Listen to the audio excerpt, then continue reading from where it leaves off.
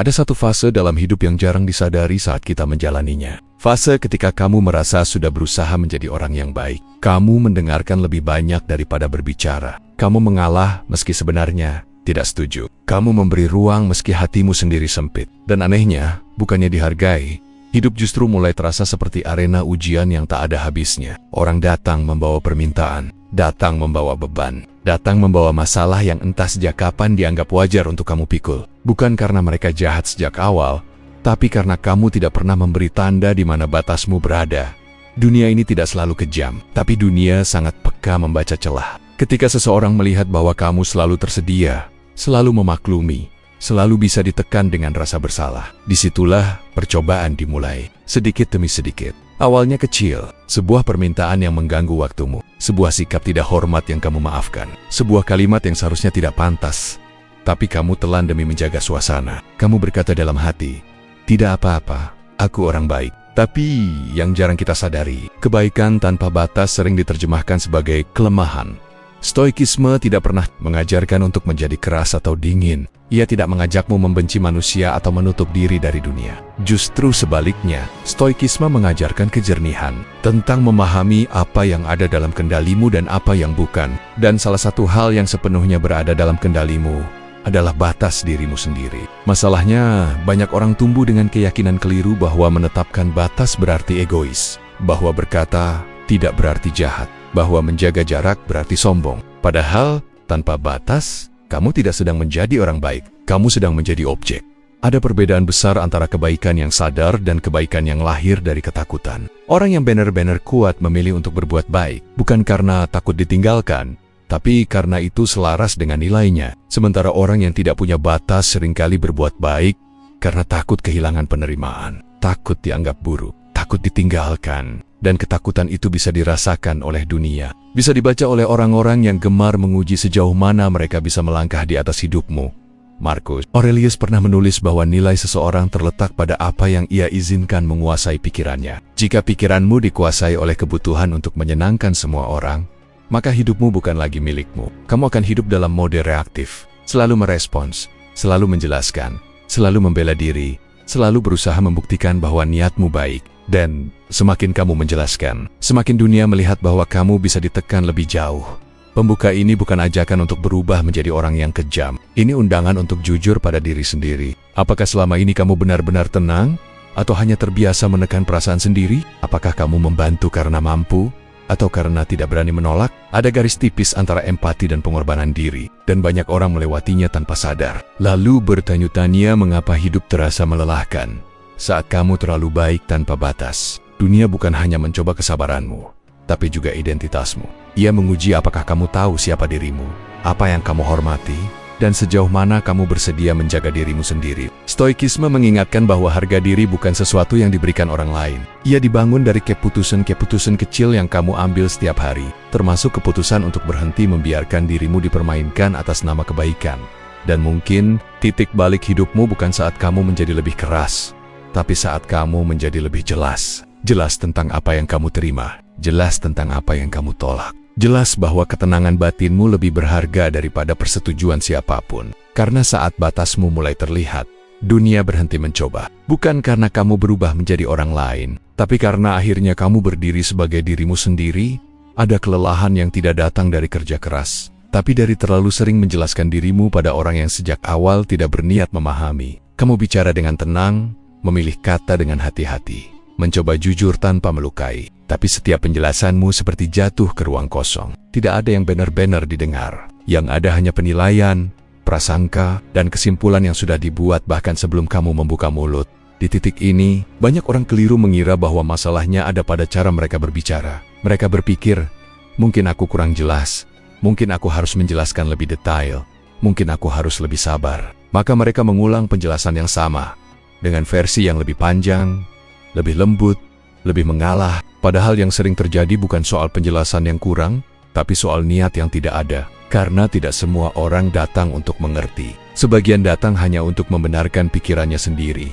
Stoikisme sejak awal sudah memperingatkan tentang jebakan ini. Epictetus menekankan bahwa kita tidak punya kendali atas penilaian orang lain. Kita hanya punya kendali atas pikiran, sikap, dan tindakan kita sendiri. Saat kamu terus menjelaskan dirimu kepada orang yang tidak mau mengerti, kamu sedang menyerahkan kendali itu. Kamu membiarkan ketenangan batinmu tergantung pada apakah mereka akhirnya setuju atau tidak, dan itu adalah bentuk perbudakan yang halus.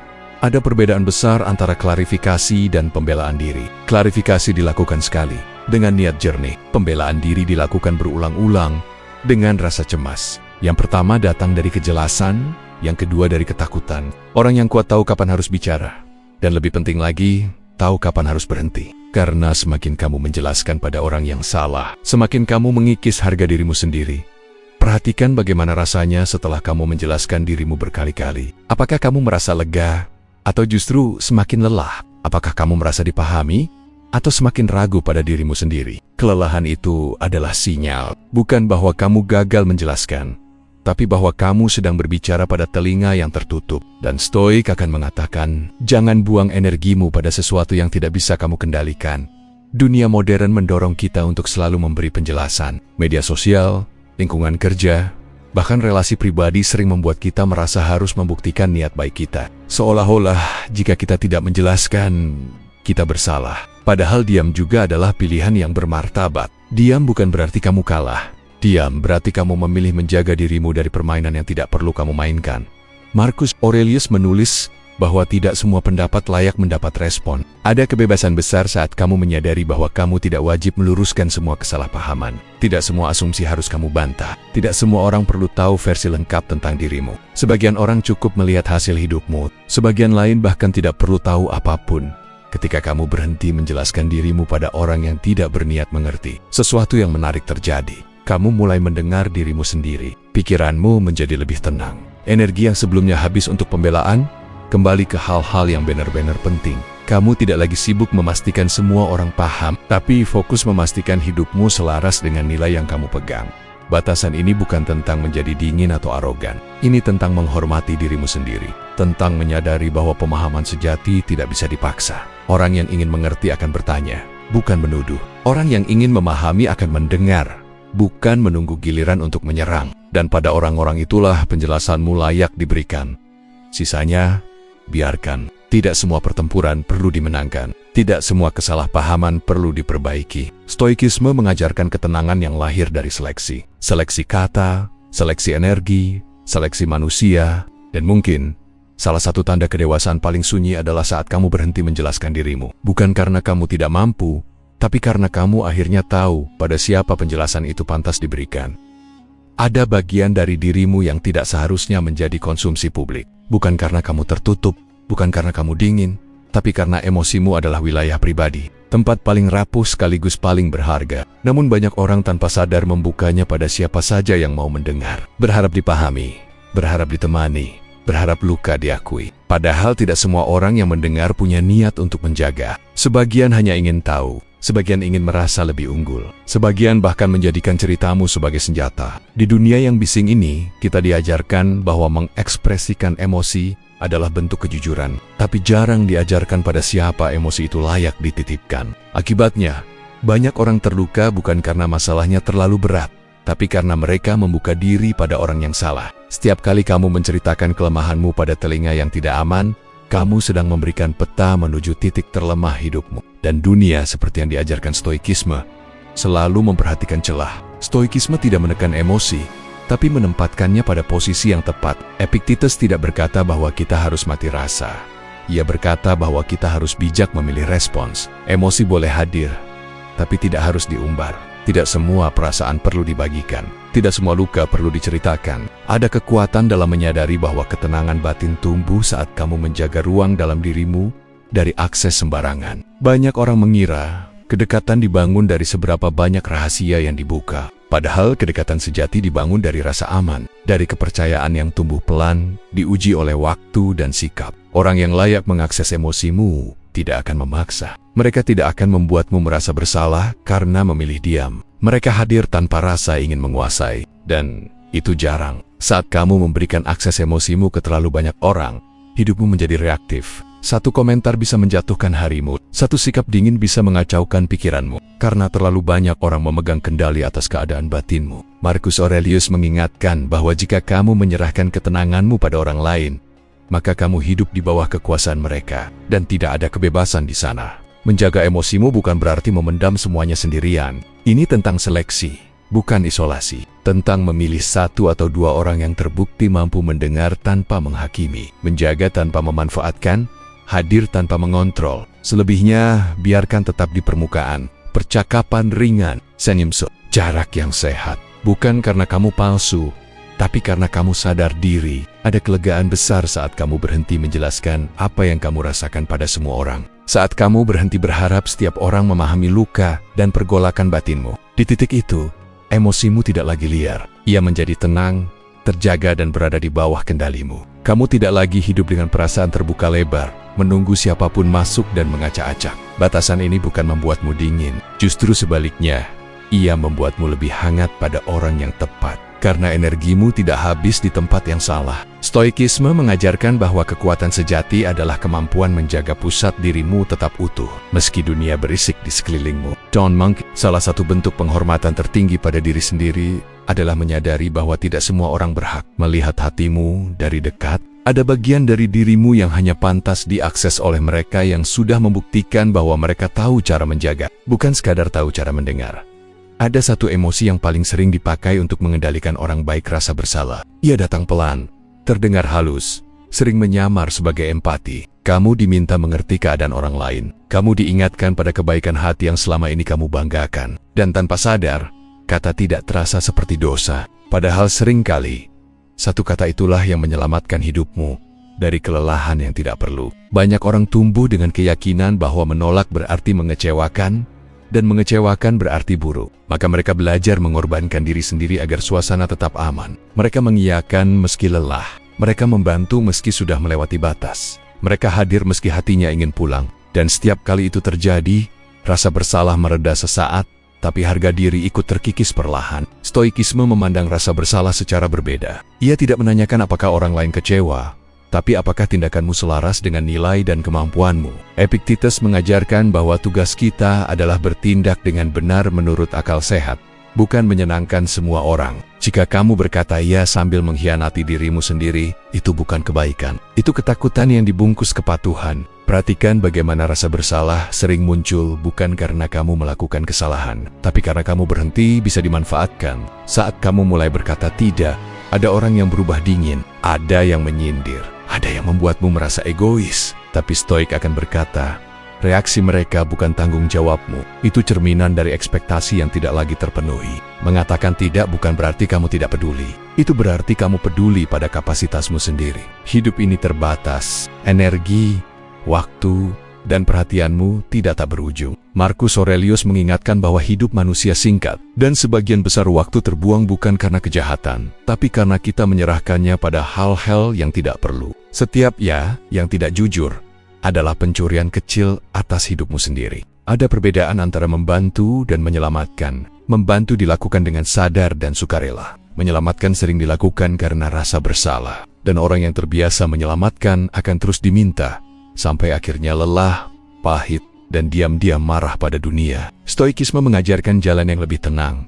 Lakukan yang mampu kamu lakukan, lalu berhenti tanpa penyesalan. Awalnya, berkata tidak memang tidak nyaman. Tubuhmu terbiasa menenangkan orang lain, bukan melindungi diri sendiri. Tapi ketidaknyamanan itu adalah tanda pertumbuhan. Tanda bahwa kamu sedang menarik kembali kendali hidupmu. Dan seiring waktu, rasa bersalah itu melemah. Yang tersisa adalah kejelasan. Orang yang menghormatimu akan menerima tidakmu tanpa drama. Mereka mungkin kecewa, tapi mereka tidak akan menyerang. Sebaliknya, orang yang hanya menghargai manfaat darimu akan mempermasalahkannya. Disitulah batasan bekerja sebagai penyari. Bukan untuk mengusir semua orang, tapi untuk menunjukkan siapa yang benar-benar menghargai dirimu.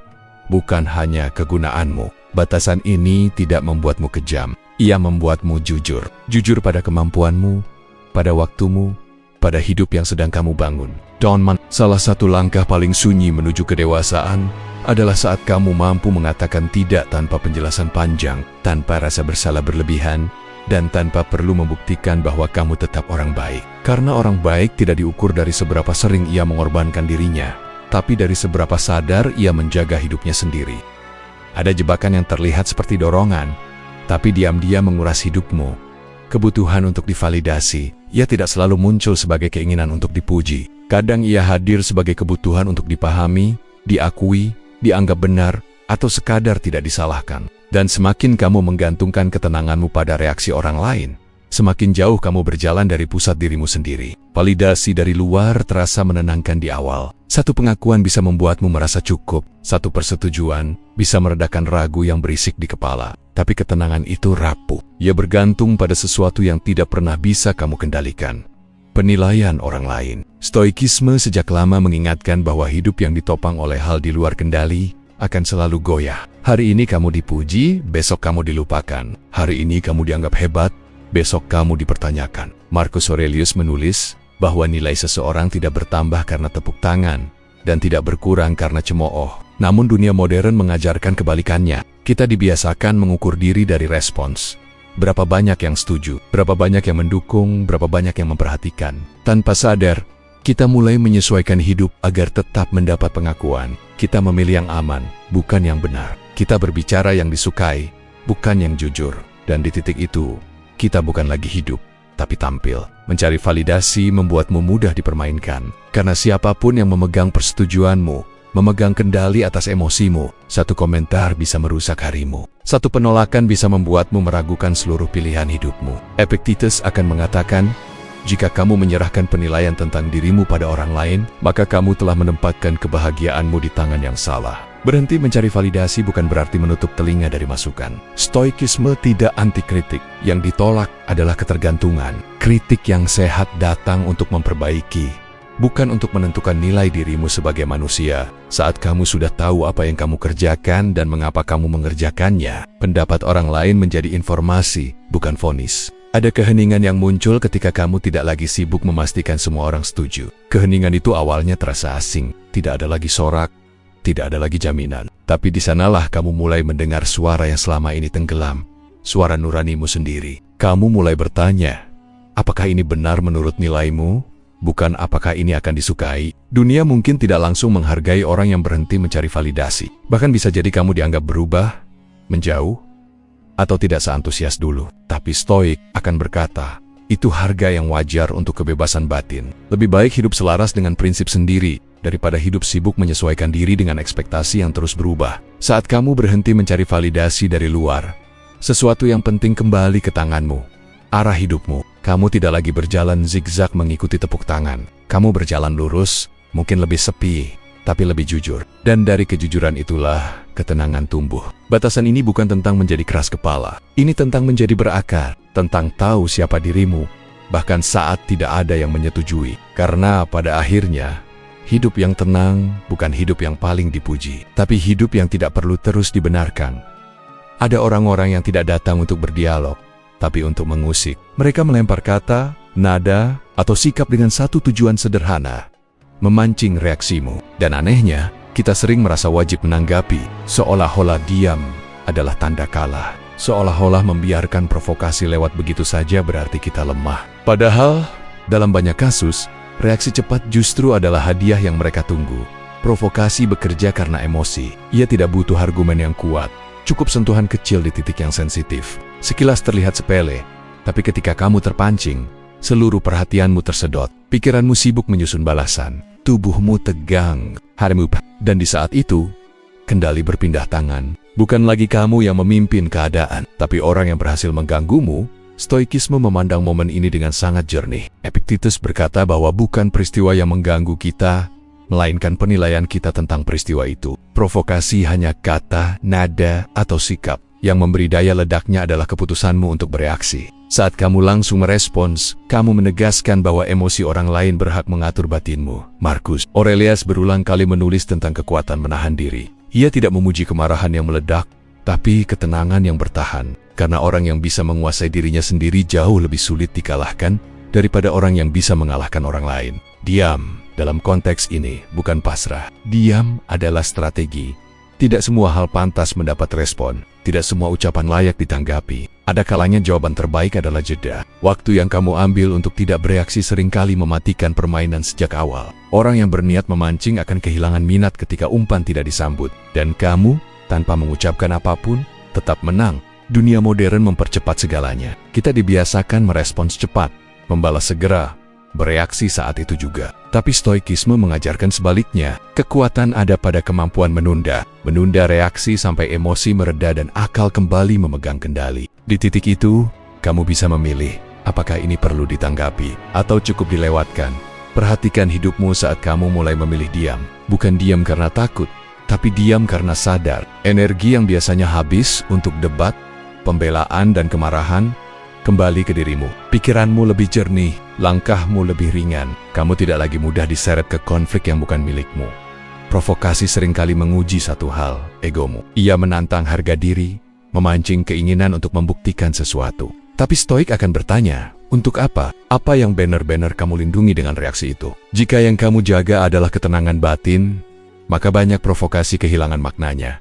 Batasan ini bukan membuatmu pengecut, ia membuatmu selektif. Kamu tetap bisa berbicara ketika perlu, tegas ketika dibutuhkan. Tapi kamu tidak lagi bereaksi hanya karena ada yang menekan tombol emosimu. Dan di dunia yang penuh kebisingan, kemampuan untuk tidak merespon setiap provokasi adalah salah satu bentuk kekuatan paling sunyi. Saat kamu berhenti bereaksi pada semua hal, dunia akan terasa berbeda. Dan kamu akan menyadari bahwa banyak konflik tidak pernah benar-benar membutuhkan kehadiranmu. Mereka hanya membutuhkan reaksimu. Dan ketika itu tidak kamu berikan, kamu tetap berdiri, utuh, dan tidak tergoyahkan. Ada momen-momen kecil dalam hidup ketika kamu dihadapkan pada pilihan yang tampak sepele, tapi diam-diam menentukan arah jiwamu. Pilihan untuk ikut tertawa pada hal yang sebenarnya bertentangan dengan nuranimu. Pilihan untuk diam saat kamu tahu sesuatu tidak benar. Pilihan untuk menyesuaikan diri agar tidak terlihat berbeda. Semua itu sering dilakukan bukan karena kamu setuju, tapi karena kamu ingin diterima. Kebutuhan untuk diterima adalah naluri manusiawi. Kita ingin merasa menjadi bagian, ingin aman di tengah kelompok. Namun di titik tertentu, kebutuhan ini berubah menjadi tekanan. Kamu mulai menghaluskan prinsipmu, menurunkan standarmu, membenarkan hal-hal yang dulu kamu pertanyakan. Dan setiap kali itu terjadi, kamu mungkin tidak kehilangan orang lain, tapi kamu kehilangan sedikit bagian dari dirimu sendiri. Stoikisme memandang nilai sebagai jangkar hidup, sesuatu yang tidak boleh bergeser hanya karena angin pendapat bertiup kencang. Marcus Aurelius menulis bahwa jika sesuatu tidak benar, maka jangan lakukan, dan jika sesuatu tidak jujur, maka jangan katakan. Sesederhana itu. Namun kesederhanaan inilah yang sering kita khianati demi kenyamanan sosial. Mengorbankan nilai demi diterima selalu datang dengan harga. Mungkin tidak langsung terasa, tapi ia menumpuk. Kamu mulai hidup dengan wajah ganda. Satu untuk dunia, satu untuk dirimu sendiri. Dan ketegangan antara keduanya melelahkan. Kamu tertawa di luar, tapi gelisah di dalam. Kamu terlihat menyatu, tapi merasa asing pada hidupmu sendiri. Orang yang benar-benar menghormatimu tidak menuntutmu mengorbankan nilai. Mereka mungkin berbeda pendapat, tapi mereka tidak memaksamu menyalahi prinsip. Sebaliknya, orang yang hanya ingin penerimaanmu akan mendorongmu untuk menyesuaikan diri. Bahkan jika itu berarti kamu harus mengecilkan dirimu sendiri. Stoikisme mengajarkan untuk mengenali perbedaan ini dengan tenang, tanpa amarah, tanpa drama. Ada keberanian yang sunyi dalam memilih tetap berdiri pada nilai. Saat kamu tahu itu bisa membuatmu tidak populer. Tidak ada tepuk tangan, tidak ada jaminan. Kadang yang ada hanya kesepian. Tapi kesepian itu jujur. Dan kejujuran, menurut Stoik, lebih berharga daripada penerimaan yang dibangun di atas pengkhianatan diri. Ketika kamu mulai berkata, ini bukan aku, sesuatu berubah. Dunia mungkin tidak langsung menyesuaikan. Beberapa orang menjauh, beberapa situasi terasa canggung, tapi batinmu menguat. Kamu tidak lagi hidup dalam negosiasi tanpa akhir dengan nuranimu. Kamu tahu di mana kamu berdiri, dan itu memberi ketenangan yang tidak bisa diberikan oleh penerimaan siapapun. Stoikisme tidak meminta kita hidup sendirian. Ia meminta kita hidup selaras. Selaras antara pikiran, kata, dan tindakan. Ketika ketiganya sejalan, kamu tidak mudah goyah oleh tekanan luar. Kamu tidak mudah dipermainkan oleh rasa takut ditolak. Karena kamu tahu, kehilangan dirimu sendiri jauh lebih mahal daripada kehilangan tempat di keramaian. Batasan ini bukan tentang merasa paling benar. Ini tentang kesetiaan pada prinsip yang kamu pilih dengan sadar. Tentang menghormati dirimu sendiri bahkan ketika dunia menawarkan jalan yang lebih mudah. Dan mungkin, pada akhirnya, hidup yang paling damai bukan hidup yang paling diterima. Tapi hidup yang tidak perlu terus menyesuaikan diri agar layak dijalani. Ada beban yang sering kita pikul. Bukan karena itu milik kita, tapi karena kita terbiasa merasa bertanggung jawab atas perasaan dan masalah orang lain. Kamu mendengar keluhan, melihat kesulitan, lalu merasa harus turun tangan. Jika tidak, muncul rasa bersalah. Seolah-olah jika kamu tidak membantu, kamu adalah orang yang buruk. Padahal seringkali yang kamu lakukan bukan membantu, tapi mengambil alih beban yang seharusnya dipikul oleh orang lain. Empati adalah kekuatan, tapi tanpa batas, ia berubah menjadi sumber kelelahan. Kamu menjadi tempat curhat, tempat bergantung, tempat pelarian, dan pelan-pelan, hidupmu sendiri tertunda. Waktumu habis untuk memadamkan api di rumah orang lain, sementara rumahmu sendiri dibiarkan berantakan. Stoikisme mengingatkan bahwa hidup yang baik bukan hidup yang menyelamatkan semua orang, tapi hidup yang dijalani dengan akal sehat dan tanggung jawab yang jelas. Epictetus membedakan dengan tegas antara apa yang ada dalam kendalimu dan apa yang bukan. Masalah, pilihan, dan konsekuensi hidup orang lain bukan milikmu. Kamu bisa mendengar, kamu bisa memberi saran, tapi kamu tidak bertanggung jawab atas keputusan yang mereka ambil. Ketika kamu mencoba mengendalikan hidup orang lain, kamu tidak hanya melanggar batas mereka, tapi juga batas dirimu sendiri. Banyak orang tanpa sadar mendorong bebannya ke orang yang selalu siap. Bukan karena mereka jahat, tapi karena kamu tidak pernah menolak. Dan dunia cepat belajar. Semakin sering kamu mengambil alih, semakin sering kamu diminta. Hingga suatu hari kamu lelah, pahit, dan bertanya-tanya mengapa hidup terasa berat. Padahal beban itu bukan milikmu sejak awal. Menolak memikul masalah orang lain bukan berarti kamu tidak peduli. Itu berarti kamu peduli dengan cara yang lebih sehat. Stoikisme tidak mematikan empati, membantu tanpa kehilangan diri, hadir tanpa larut, mendukung tanpa mengambil alih tanggung jawab. Disitulah batasan bekerja, bukan sebagai dinding, tapi sebagai penopang. Perhatikan bagaimana rasanya ketika kamu berhenti menyelamatkan, ada kekosongan di awal. Kamu merasa tidak berguna, tidak dibutuhkan. Tapi di balik kekosongan itu, ada ruang untuk hidupmu sendiri, ruang untuk bernapas, ruang untuk menyelesaikan hal-hal yang selama ini tertunda, karena energimu selalu bocor ke tempat lain. Marcus Aurelius mengingatkan bahwa kita semua punya tugas masing-masing di dunia ini. Tugasmu bukan memperbaiki semua orang, tapi memperbaiki caramu menjalani hidup. Ketika kamu mengambil tanggung jawab yang bukan milikmu, kamu mengabaikan tugas yang sebenarnya. Dan itu bukan kebajikan, itu kekacauan. Orang yang dewasa akan menghargai batasmu. Mereka mungkin kecewa, tapi mereka belajar berdiri sendiri. Sementara orang yang terbiasa bergantung mungkin akan marah. Namun Stoik akan berkata, kemarahan mereka bukan sinyal bahwa kamu salah, tapi bahwa mereka harus bertumbuh. Batasan ini mengajarkan satu hal penting.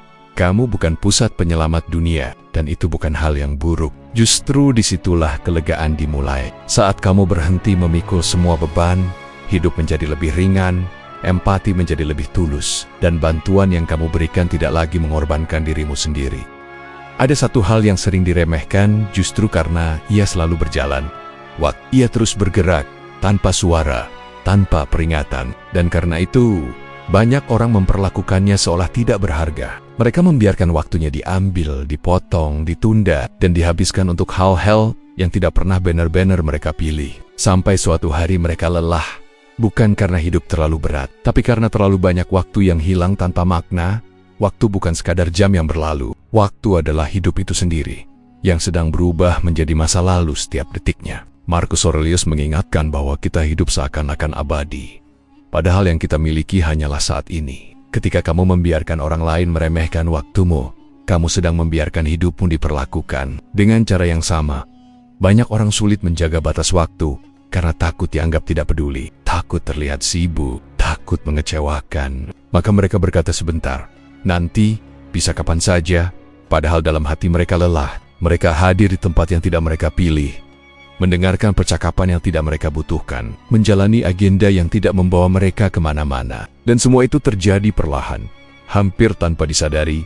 Stoikisme mengajarkan kesadaran akan kefanaan, bukan untuk menakut-nakuti, tapi untuk membangunkan. Epictetus berkata bahwa kita harus bertindak sioliala setiap hari adalah kehidupan kecil, karena jika kamu sadar betapa terbatasnya waktumu, kamu tidak akan mudah menyerahkannya pada hal yang tidak selaras dengan tujuanmu.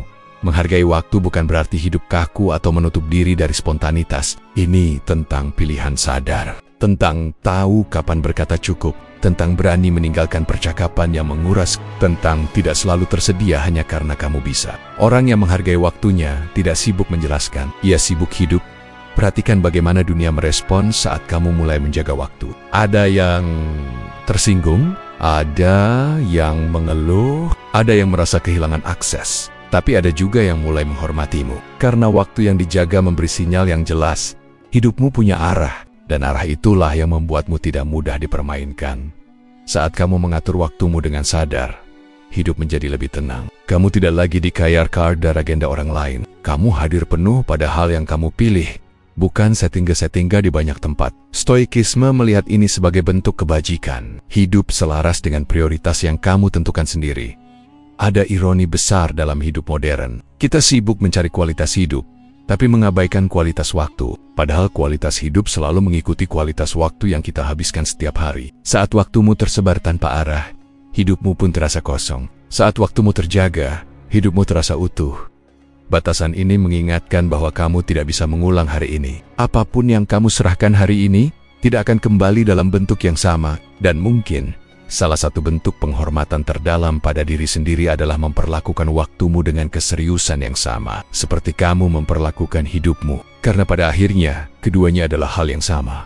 Ada kesalahpahaman besar tentang batasan. Banyak orang mengira batasan membuatmu kaku, menjauh, atau kehilangan sisi manusiawi. Seolah-olah saat kamu mulai menjaga diri, kamu harus menjadi dingin dan tidak peduli. Padahal yang sering terjadi justru sebaliknya. Tanpa batasan kamu terkuras. Dengan batasan, kamu hadir utuh. Selama ini, mungkin kamu berusaha menjadi segalanya untuk semua orang. Mendengarkan semua keluhan, menjawab semua pesan, memenuhi semua harapan. Dan di tengah semua itu, kamu perlahan kehilangan kontak dengan dirimu sendiri. Bukan karena kamu lemah, tapi karena kamu terlalu sering mengabaikan sinyal batin demi menjaga hubungan, suasana, dan penerimaan. Stoikisme mengingatkan bahwa hidup yang tidak dijaga akan diatur oleh tuntutan luar. Batasan bukan tentang menutup hati, tapi tentang menempatkannya di tempat yang aman. Saat kamu tahu kapan harus berkata tidak, kapan harus diam, kapan harus menjauh, kamu tidak sedang mengurangi kebaikanmu. Kamu sedang melindunginya, karena kebaikan yang terus dipaksa akan berubah menjadi kepahitan. Dan kepahitan tidak pernah melahirkan kebajikan. Marcus Aurelius menulis bahwa ketenangan datang saat hidup selaras dengan alam dan akal sehat. Batasan adalah bagian dari keselarasan itu. Ia menjaga agar pikiran, emosi, dan tindakanmu tidak ditarik ke terlalu banyak arah. Tanpa batas, hidup menjadi bising. Dengan batas, hidup menjadi jernih. Perhatikan bagaimana rasanya ketika kamu mulai hidup dengan batasan. Mungkin ada kesunyian di awal. Tidak semua orang nyaman dengan versi dirimu yang baru. Beberapa akan menguji, beberapa akan menjauh. Tapi yang tersisa adalah hubungan yang lebih jujur, interaksi yang tidak bergantung pada pengorbanan dirimu. Dan dari situ, kamu mulai merasakan keutuhan. Keutuhan bukan berarti tidak pernah terluka. Keutuhan berarti kamu tahu cara kembali ke pusat dirimu setelah terluka. Kamu tahu apa yang kamu terima dan apa yang kamu tolak. Kamu tidak lagi hidup dalam mode bertahan, tapi dalam mode sadar. Stoikisme tidak menjanjikan hidup tanpa konflik, tapi hidup dengan kendali. Saat batasanmu jelas, dunia berubah sikap. Bukan karena kamu mengancam atau mengeras, tapi karena kamu konsisten. Orang berhenti mencoba ketika mereka tahu tidak ada celah. Dan kamu berhenti lelah karena tidak lagi harus menjelaskan, membuktikan, atau membela diri terus-menerus. Penutup ini bukan ajakan untuk menjauh dari dunia, tapi untuk berdiri tegak di dalamnya. Dengan hati yang tetap hangat, tapi tulang punggung yang kuat. Dengan empati yang terarah, bukan yang mengorbankan. Dengan kebaikan yang dipilih, bukan yang diperas. Dan mungkin di titik inilah kamu menyadari satu hal sederhana, namun mendalam. Batasan tidak membuatmu kehilangan dirimu yang lama. Ia mengembalikanmu pada dirimu yang seharusnya. Utuh, tenang, dan tidak lagi mudah dipermainkan.